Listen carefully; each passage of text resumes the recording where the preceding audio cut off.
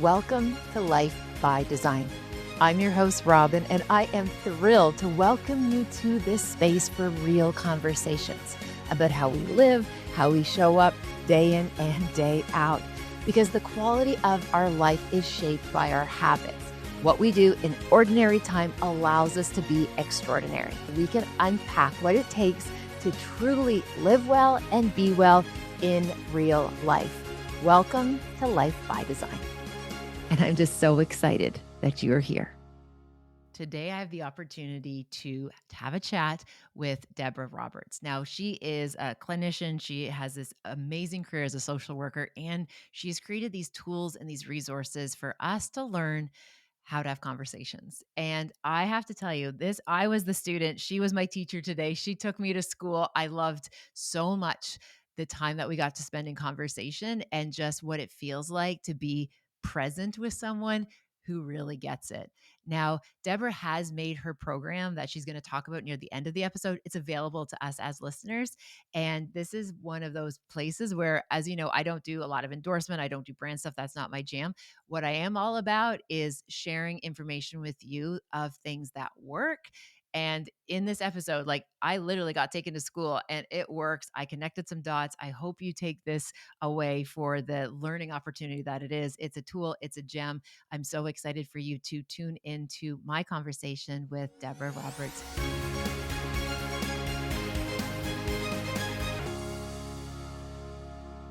Today, I'm looking forward to introducing you to Debra. So, we're going to talk all about the relationship protocol. Debra has an amazing wealth of information around supporting people with conversations, communication, and I'm just so excited to welcome you to the show today, Debra. So, thanks for being here. Thank you so much, Robin. It is truly my pleasure.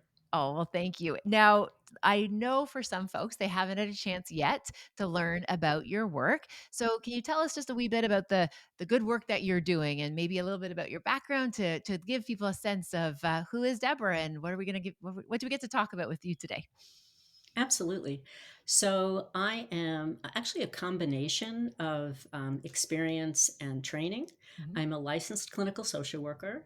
I'm trained in EMDR, a Mhm. form of trauma therapy. Yeah. And I've also been a business consultant. And I've done all those things for a few decades. Mhm. We'll say that. Yeah. And so during my work, I've worked in both business settings, personal relationships, and I found that it didn't matter the setting, the work was pretty much the same because people are people. Yeah. And so I would often start by teaching them how to talk to each other.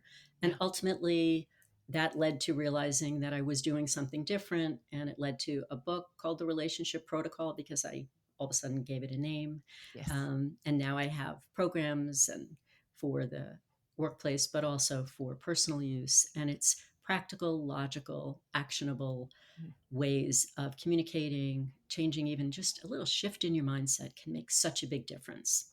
Yeah. So that's me. That's amazing. And I love this idea that, here you are in the thick of it, right? You have the training, you have the expertise, you're in the thick of it. And again, the people change, the situations change, yet the tools that we know are research informed, that we know that actually make a difference. Because when they are Yes. generalizable across groups like that, we know like, hey, we're on to something.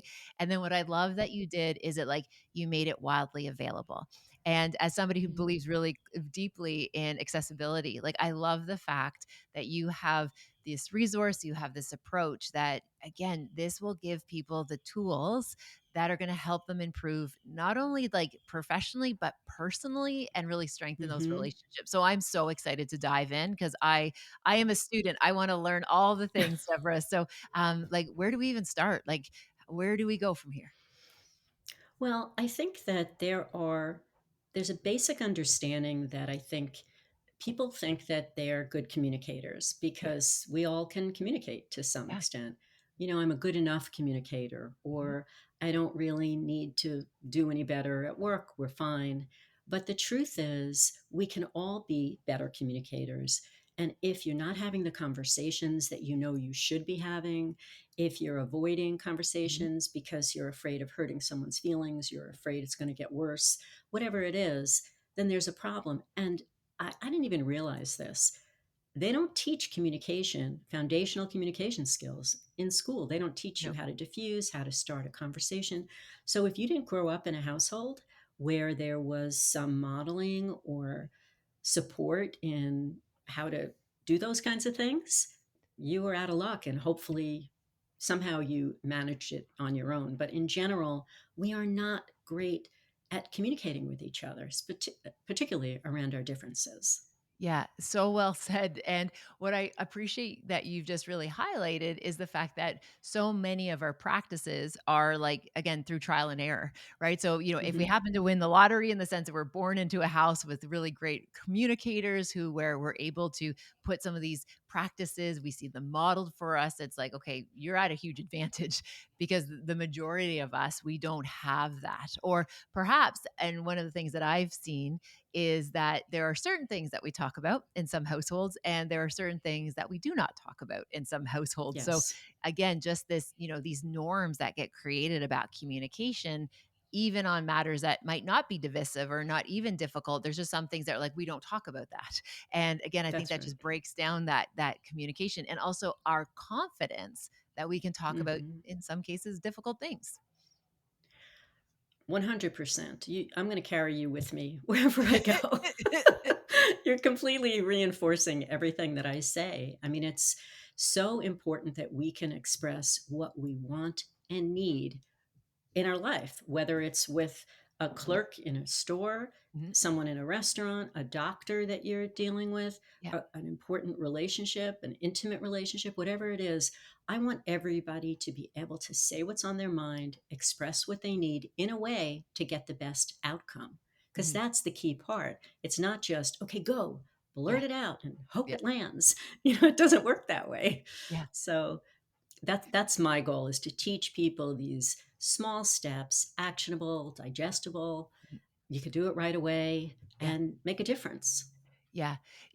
Dara, one of the things sometimes I hold space with is having somebody like yourself, like studying a particular field and, me choosing to study psychology and behaviorism. It's like, I almost feel like I get to walk around with these little cheat sheets sometimes where I Mhm. actually sometimes get a wee bit disheartened where I'm like, why aren't we teaching this in school? Like, why Oh, are we not really having that conversation? And I do know that they are starting to teach, especially around emotional learning. Like we are starting mhm. to see that trickle into the curriculum.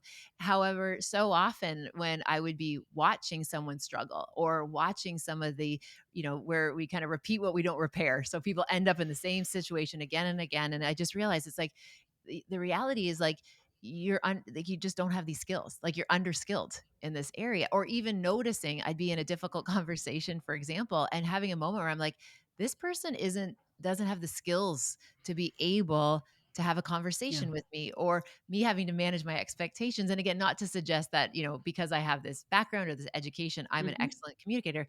Oh no, like I carry my own narrative around the fact there's certain areas that, I'm still learning and I'm still growing. But again, just realizing like, as you said, these are some of the basics that if we could just get these basics out there into the world, I think we could have some really meaningful conversations and actually get somewhere as opposed to just being in this power struggle. Yes. Yeah. So where if you had to again, Beautifully said. yeah, thank you. I appreciate your positive reinforcement. Yeah. So what would you say are some of the, I would say kind of like pitfalls or maybe like problems of practice? Like what are some of the like ones that you tend to see in your very, very, very strong career? Like what are just some of those like, hey, Robin, these are the go-to areas where people tend to drop the ball, or these are the Yeah. barriers or the ones that like, oh, these are the big ones. What are the ones that we see? Yeah. Yeah. And actually, to hear you describe it, how I usually say it is, I've been in the trenches. Yes. Yeah. And the beginning of my career was all in nonprofit work, where Mhm. I was going to the train tracks at night because we got a phone call that Johnny was running away from home. And now, I mean, it was Yeah. really crisis intervention and Yeah. connecting with people quickly, and not realizing how that would benefit me as I moved forward, helping couples who were on their last. I was often the last resort. Those Yes. were my Yep. constant phone calls. You are our Yep. last resort for a business, for a relationship. And my goal, like yours, was to create some degree of hope. Yes. for them. Yeah. Because I think the first thing is, if we can help people um, achieve personal agency where Mhm. they feel that they can have some control over their life in some way by asking for what they need or expressing or setting a boundary, Mhm. then we've elevated their communication and improved the quality of their life. So, at a very Yeah. basic level, this is really about personal agency, which helps Mhm. with resiliency as Yeah. well. Yeah. So, how do we do that? Well, first, it's what do I want to say? Mhm. What's important to me? What do I want to say? And thinking about the takeaways, because people just blurt things out, Yep. they start talking, and they assume the other person knows what they're talking about. They Mhm. haven't thought it through, particularly if it's an important conversation. Yeah. There's also often an assumption that the other person isn't going to accept what they're saying, or they're just going to be defensive, so I'm going to approach them with my shield up. Yes. I'm already making assumptions because you live on the other side of town, or you work in that department, or you look Mhm. a certain way, so I have an Yeah. assumption about you, and I approach you not with an open mind. Mhm. And that's a big problem in close relationships, and just, I think, in life in general, how we make assumptions about people and then we shut down Yeah. instead of having a bit of a more open mind Mhm. and giving that person the benefit of the doubt that maybe they also want to have a good outcome, or they Mhm. want to get along with you, or maybe they are trying hard to do better in school. Yeah. So it's applicable all over, but that lack of benefit of the doubt Mhm. is frightening. Yeah. Oh, absolutely. And I love what you're saying. And what I also see is this we talk about is that kind of the cognitive, kind of a bit of a cognitive barrier there where people are making assumptions, right? They are Yeah. because this is a, maybe let's say if we are using the example of a difficult conversation and we're trying to have our needs met and our needs aren't being met, we start creating these narratives about the fact Mhm. that, they don't listen, like, they don't care, or maybe it goes instead of being external, maybe it becomes internal and be like, maybe I don't Mhm. deserve to have this, or who am I to ask for this? And again, it just impacts so much the quality of our life when we think That's right. about our ability to be able to ask, to listen, to receive, to show up for these conversations. Like it impacts like every dimension of our life in terms of our relationships, including the relationship we have with ourselves. And one of the threads I would love to pull on in terms of what you shared was that piece around agency and really building self-awareness, because sometimes Mhm. it feels like, as somebody who's been involved in therapy, both as somebody who received therapy, as somebody who did facilitate that type of work, it always feels like the people that are in therapy are to manage the people who aren't in therapy, right? Like I remember a season where I'm like, I went to therapy to handle the people in my life who needed to go to therapy but didn't or wouldn't. Didn't. So I'm in that chair being like, help me deal with these people who don't even realize the like Mm. blast radius of how they're showing up Yes. in these relationships, whether it be a boss, a partner, a kid, a family member, doesn't matter. So could you tell me Mhm. a wee bit more about your take on that self-awareness piece? Like where do we even start helping people raise their awareness? Well, I happen to teach Yeah. that skill. And I Teach. and it's Yeah. it's so easy. Yeah.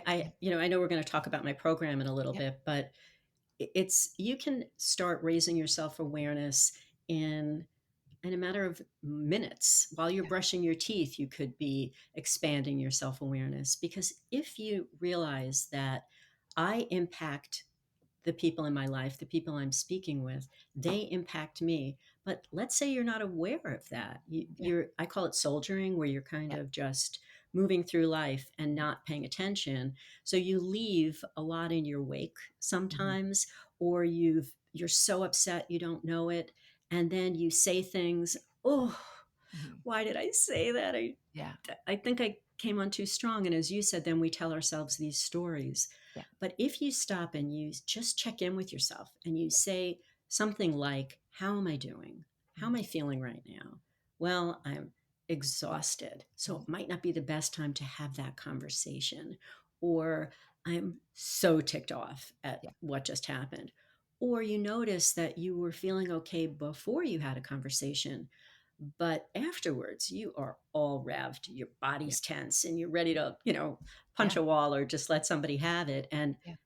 perhaps you were triggered by something that was said. So if you check in with yourself throughout the day and you simply look at what's going on, the circumstances, Mhm. and you say, how am I doing? How am I feeling? Mhm. You'll be able to start to know the things that are internal and the Mhm. things that are external that affect you.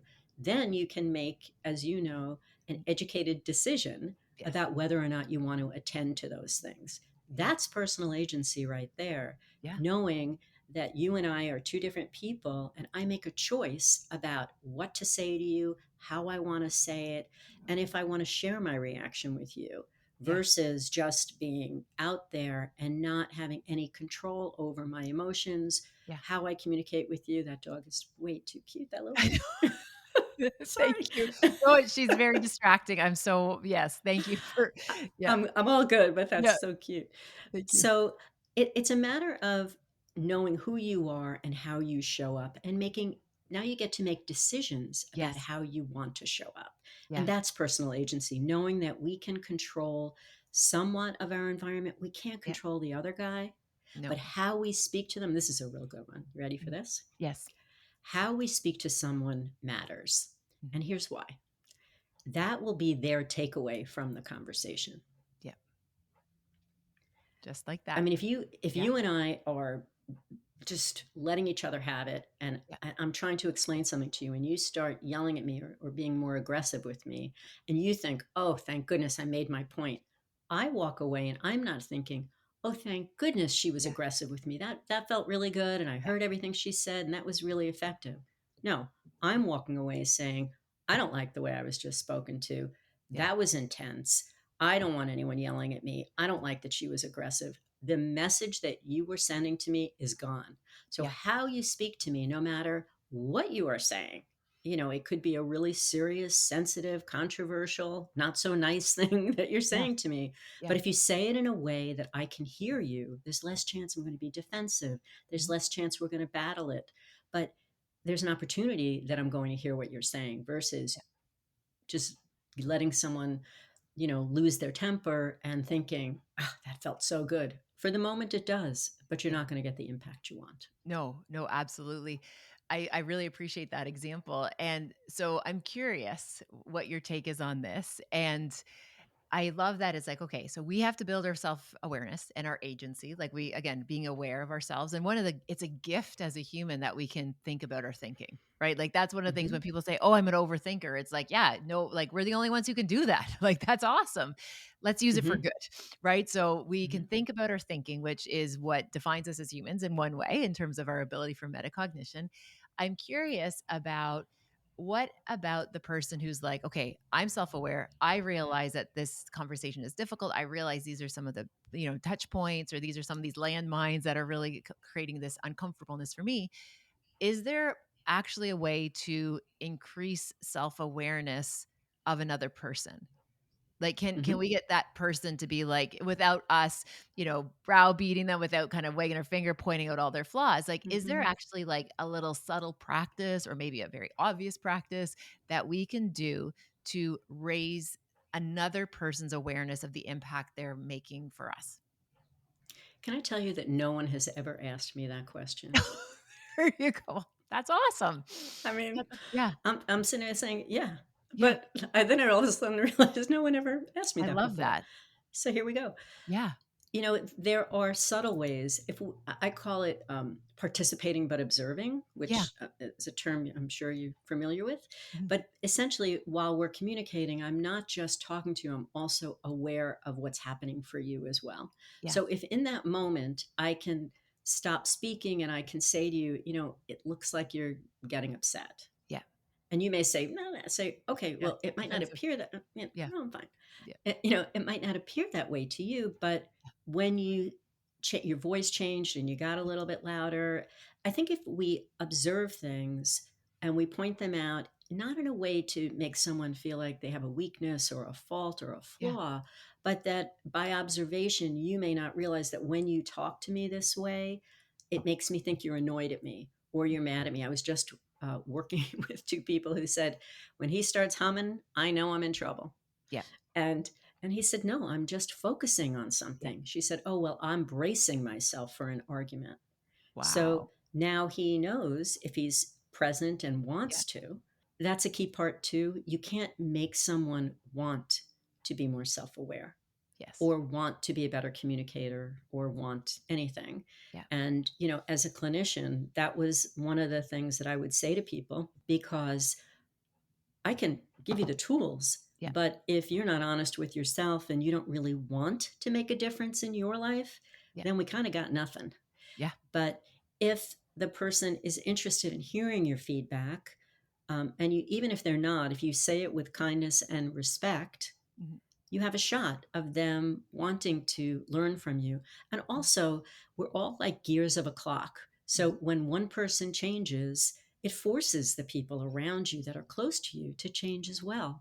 Mhm. And so if instead of reacting to you the same way, instead of yelling back at you, I stop and I don't do that, you're going to all of a sudden realize what's going on here? Mhm. She's not doing, we're Yeah. not fighting like we used to because I refuse to contribute in the way that I had in the past. Yeah. So there are So a few cool. different ways to get that message across, but it's done in a not an aggressive way, not in a here's a list of things you need to Mhm. change, buddy. You know? Yeah, totally. Deborah, what came to mind as you were sharing that is just two kind of examples that I've recently navigated, and if it's okay, I can share.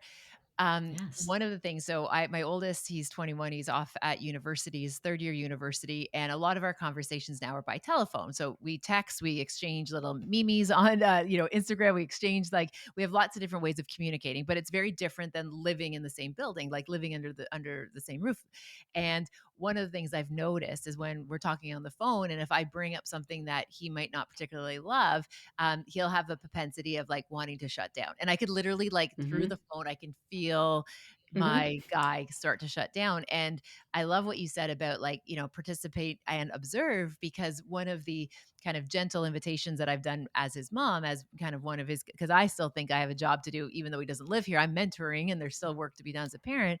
I'll be like, oh, dude, I must have said something that doesn't feel great because I notice you're kind of like pulling back. I'm like, dude, I noticed you're kind of shutting down and kind of trying to land this conversation. You're trying to land the plane. And I'm like, could I just get like 60 more seconds of your Mm-hmm. time? Can you just stay with me for this? Can you just stay with me just Mm-hmm. for a little bit longer? And again, I didn't even kind of realize until you were sharing that about how, me kind of coaching him through difficult, just being present to difficult. And again, we're not over the telephone. I don't think is the place to have big Right. conversations. Like they're just little kind of conversations, but again, that are important. But I can sometimes hear him and feel him shutting down. And again, just that Mm-hmm. invitation, like, oh, dude, like stick with me, dude. I need you 60 more seconds. Let's just kind of get to the end of this, get to the resolution. Let's get to where it wants to go. And what's so interesting is now, because that's one of the strategies that we use with one another, he'll actually say, oh, I'm shutting down. Just a second. Just a second. I'm shutting down. I am I shutting love down. I that. just need a second. I'm like, dude, take all your buffering time that you need. Right. I'm here. But again, I just appreciate that. I never really thought of that as me building his self awareness. But with Mm-hmm. the example that you described, I'm like, oh, okay, that's something that I know just recently that Hunter and I have learned a new way. It's like a new tool in our toolkit Mm-hmm. because the ways we communicate are different. Because it's not just the ear to ear conversations that I always get when he's just kind of hanging out next to me in the kitchen or watching TV. It's changed. And so our approach has to change because the environment's changed. Yes. And also, you've educated him. Right. And that's really what you're saying, that Yeah. you gave him feedback in a way that he could hear it and he's applying it.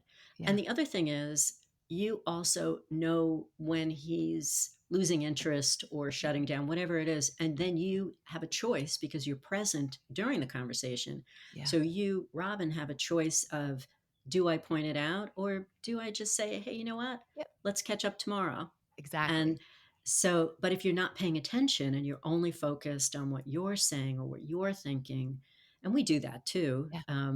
then you're going to miss those cues. But um, I mean, I have boys Mhm. too, Yes. older, and one of my sons did a semester in Barcelona, and I remember, he was excited and telling me about it, and I don't know why this is so crystal clear to me. I remember Yeah. saying to him, I'm not there with you and I've never been there. And I need you to add a little color to the Oh, I sentences love so that. that I can feel like I Yeah, understand, like, what's your apartment like? yeah, And he understood that, as yeah, opposed to saying, you're not telling me anything and I'm yeah, getting frustrated. It yeah, was done in a way that said it would help me. yeah, It's like what you did. You said, I'm noticing this. yeah, And if, said with annoyance, frustration, the person knows that and it makes mhm, them uncomfortable. So of course. why not just think, how do I want the other person to feel? Mhm. And that let that guide how you speak to someone. How do I want them to feel? What Yeah. do I want their takeaway to be? I don't want it to be that I was, unpleasant. Yeah, I appreciate that. That's so and I love that kind of even just that when you were sharing about prompting your son to give a wee bit more of the details, it's, The in my mind, color. it's like, paint me a picture, right? Like, paint me a picture Yes, what it looks like where exactly. you are, especially you're in such a beautiful part of the world. I've never been there. Like, paint Yes. me a picture, like, help me understand, which is so interesting.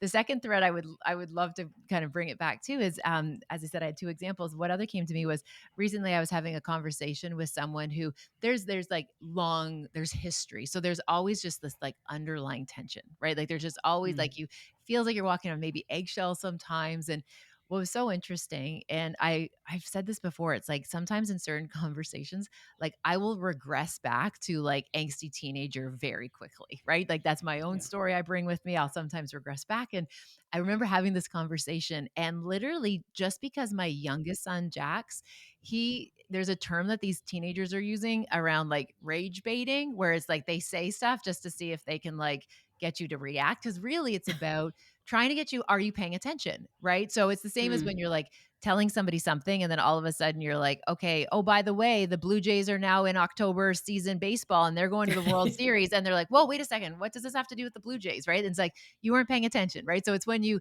kind of Mhm. steer the conversation off as a way of like doing a bit of a check. So the teenagers, these youngins, call it rage baiting, where they basically say something just to see you get outraged. And again, I'm sure it's used for bad. Don't get me wrong. But anyway, Yeah. so Jax had been talking about this rage baiting, and I'm having a conversation with this person. And again, long backstory, lots of just underlying tension. And I was sitting there listening to them say some things, Deborah, and I'm just like, you're rage. I didn't say this out loud. This is Robin talking to herself. I was like, this is rage baiting. Like, you Mm. literally are looking for a fight. And it's funny because this is somebody I've been in relationship with for decades, right? And it's like, oh my Mhm. gosh, I didn't even realize. Like, we always end up in these uncomfortable conversations. It's like you are literally bringing me into something. And I'm like, the teenager would call this rage baiting. And I'd never noticed it before. I never noticed that he would literally use language to try and rile me up because he's installed those Mm. buttons as far as I'm concerned. So he knows what buttons to push.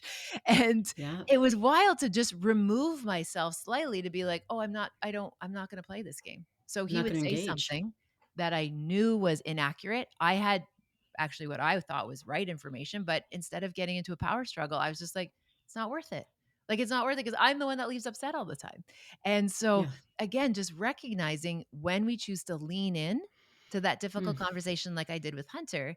And then the other example, when I realized I was observing and participating and decided, hey, I don't want to be rage baited, even though I'm sure that wasn't what he would call the behavior. But again, just Yeah. realizing, oh my gosh, I don't have to engage. Like I can literally be in conversation in this moment and not get in the And ring choose. and choose not to fight and choose not to Yeah. be the one who gets upset. So I'm just And having a then little breakthrough, so thank you for that breakthrough.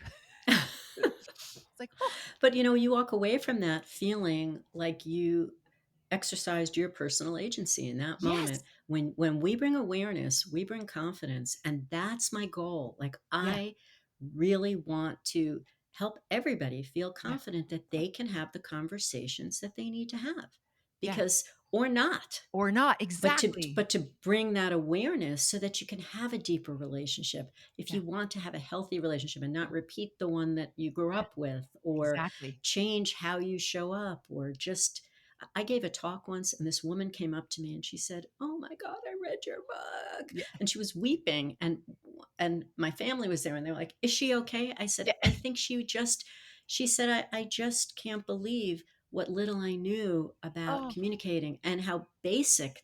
I mean, it's so basic, Robin. I'm yeah. not that smart. This Oh, is yeah. like there's no words in my program, my communication tools that people haven't heard before. Yeah. I just put it all together differently. Yeah. And I will share with you that I was doing this work as a clinician and as a consultant for over 20 years Yeah. before I even realized I was doing something different, Yeah. because it was so natural to me and Mhm. logical and practical. And finally, one day, I all of a sudden thought, something's up here. Yeah. Like, lawyers are calling me to save Yeah. companies and Yeah. saying, no one else, what are you doing? And divorce lawyers and couples, we've been to 4 therapists. Now we have tools. Yeah. Like, so I want everybody to have these tools. Yeah. That really, when I thought, can I make this universal? Is this universal? Mhm. I shared it with some people. I did a training and said, can I duplicate this for everybody? And everyone's like, yeah, Yes. like Yeah. everybody. So that's really how this started. I did years of due diligence because I couldn't imagine that no one had done this before. Wow. Okay, so, like, woman, you are good. Like, I like, I'm somebody who, like, I love when, like, the teacher gets schooled, just so you know. Like, I love humbling moments, and Oh. I'm just sitting here being like, "Dear goodness, she just connected dots for me that, like, I needed somebody to connect my dots." So, like, Deborah, if that is not, like, a testament to your skills where it's like, Oh. I kinda think I know what I'm doing, and you literally just schooled me on something that I am so glad that you just shared with me, helping me get there. Like, you are masterful at your delivery. And if this is just even just a snapshot of what somebody would be able to experience or get working with you and interacting with your program, like, oh my goodness, like I'm all in. I want to learn more. Oh. I want other people to know how to access your program. So we will make sure to include that in our show notes. But you, Hmm. like, oh my goodness, in just this short time together, I want to just thank you, thank you, thank you, because you connected some really special dots for me that feel really, really important. And I'm very appreciative of that. I love learning, and thank you Love that. for teaching me and teaching our listeners. And I hope this is the first of many conversations that we can Same. have, because I feel like we're not even like scratching the surface yet of some of Yeah. the big bright ideas that we can share with the world. So Deborah, thank you for the gift of your time. And if there's Thank any you. other pieces that you wanted to share or add about your program, how people can reach you, follow you, please take this time, and over to you. So I would love for everyone that's listening to take my program. It's intentionally affordable. It's called My Communication Tools, and you go to mycommunicationtools.com. It's 10 short lessons, digestible material. You can use it right away. It's only $79, but we have a special coupon code I that you love can it. use for Robin's listeners, where you'll get 10% off, because I want to make the world a kinder, more peaceful place where we can talk to each other, even about our differences. Mm, And for me, this is my legacy. My communication tools gives you that opportunity to do that. It's everything I talked about here and more: self-awareness skills, foundational communication tools, and coping strategies. I So it's love that. really Oh, pretty powerful. Yeah. So well, Deborah, thank you. thank Thank you. you for having me. Of course. Thank you for sharing that with our community. I love being able to share accessible resources that, like, that actually, like, effing work. Like, there's so much Hmm. noise out there about, this, try this, you have to do this. And it's like, as somebody who is just like so fed up with all of the noise, when somebody like comes through and it's like this shining light of like, this is research informed, this is battle tested, this is field Yeah, tested, this is real, it and works. it works. Like, and it, like, works not because you're an endorser or an influencer. It's like you are a Right. practitioner who has taken a tool out of your professional practice and said, "Hey, the world needs more of this." So for that, thank Mhm. you for your service, and thank you for creating something that will be able, as you said, to meet that idea of things being kinder, because the world needs that right now. So Deborah, thank you. I've enjoyed our time together today. Thank you for spending time with me on this episode of Life by Design. I appreciate if you have a moment to pay this forward, share it with someone who you think might benefit from the ideas shared in this episode. If you're feeling so inspired, please also rate and review the podcast wherever you listen to your favorite podcasts. Again, thank you for listening. Thank you for your time. Take good care, and I'll see you next time.